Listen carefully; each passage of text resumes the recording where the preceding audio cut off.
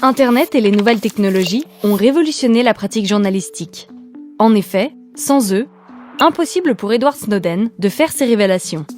En 2013, ce lanceur d'alerte américain dénonce la surveillance généralisée mise en place par la NSA, l'agence de sécurité américaine.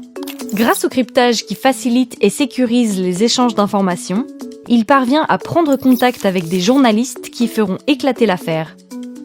Cette technologie de pointe est donc un moyen efficace pour contourner la surveillance et la censure des États. Mais quel est le revers de la médaille? Portables transformés en mouchards, emails piratés, etc. Les nouvelles technologies sont aussi très pratiques pour surveiller les journalistes. Des outils de surveillance ont par exemple été vendus à la Libye de Kadhafi, à l'Égypte de Sisi, ou encore à des pays comme le Bahreïn, pays où la liberté de la presse est muselée. En Iran, une cyberpolice garde en permanence un œil sur les activités en ligne. Ces 3 dernières années, plus d'une centaine d'internautes ont été arbitrairement arrêtés. Certains d'entre eux ont été lourdement condamnés pour leurs activités sur Internet. Et à la surveillance s'ajoute la censure. En Égypte, 500 sites d'information ou d'ONG sont bloqués par l'État. Dans certains pays d'Afrique, couper Internet et bloquer les échanges de SMS est devenu monnaie courante. Et quand la surveillance et la censure ne suffisent pas, ces États passent à l'attaque. Ils ont pour cela une tactique très efficace. Une armée de trolls. En clair, ce sont des internautes rémunérés pour cyberharceler les journalistes. Ravish Kumar, un journaliste indien opposé au gouvernement, a subi ces attaques.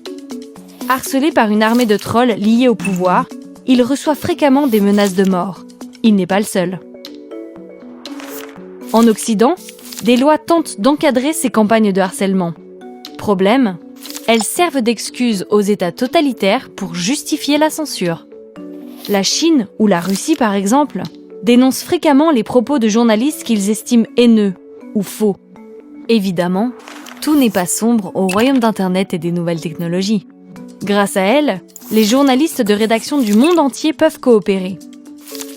Le Consortium international des journalistes d'investigation permet de sortir des enquêtes jusqu'alors difficiles à mener, comme sur les activités offshore de multinationales ou les risques liés aux implants médicaux par exemple. Le projet Forbidden Stories permet aussi aux journalistes de protéger leurs données sensibles et de laisser des instructions pour que d'autres continuent leur enquête en cas d'arrestation, d'enlèvement ou d'assassinat.